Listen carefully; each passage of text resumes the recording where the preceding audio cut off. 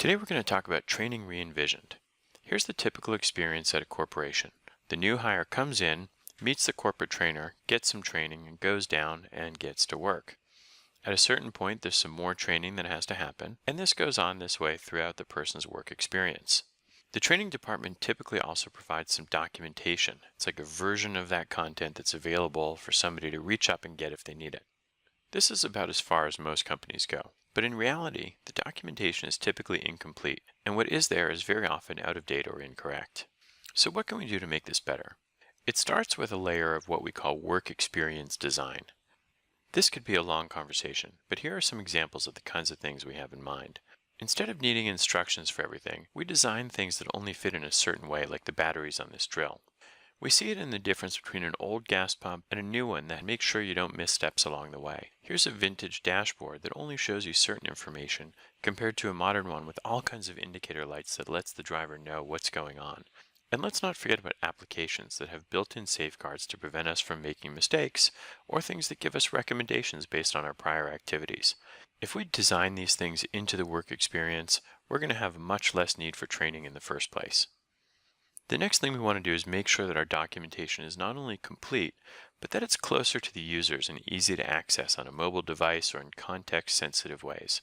We'll supplement that with CBTs or computer-based training. These are very short video modules, sometimes with quizzes, that reflect the way people like to learn today. An LMS or learning management system will help us assign the CBTs to our users and also keep track of whether they've been completed. Another important approach is to fill in the gap between the instructor-led training and the CBTs with self-guided examples in increasing levels of difficulty, self-assessments, and actual tests. These can be deployed anywhere in the organization, either in large or small doses, and represent a whole nother level of training. As this individual goes about his work, what we really want is to generate structured information about performance. This can be things like performance reviews or customer financial results, activity logs of what they've done, or even badges and gamification. The important thing is that we can take this structured performance data and put it into a system or an algorithm that handles assignments. It can be artificial intelligence or just some basic business rules.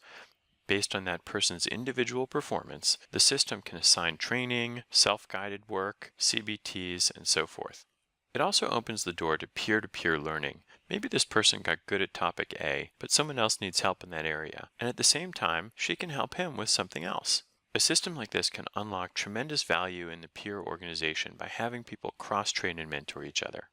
Now let's isolate all the things that we would need to do if we really want to execute on a project like this.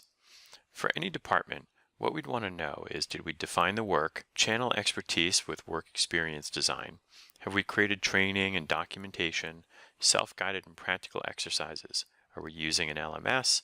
Have we created CBTs? Are we capturing performance data in a structured way? And do we have a mechanism to automatically assign things by algorithm or artificial intelligence? And finally, are we unlocking the value of the peer network? Getting all these things done takes some work, but the good news is we don't have to boil the ocean. We can start with one department and then move through the organization and add these things progressively. The benefits are tremendous. We let people do meaningful work quickly. They have job mobility, there's mentorships, and the company has the ability to change easily. If we do all these things, we're going to have happier teams and get a lot more done. And that is training re-envisioned.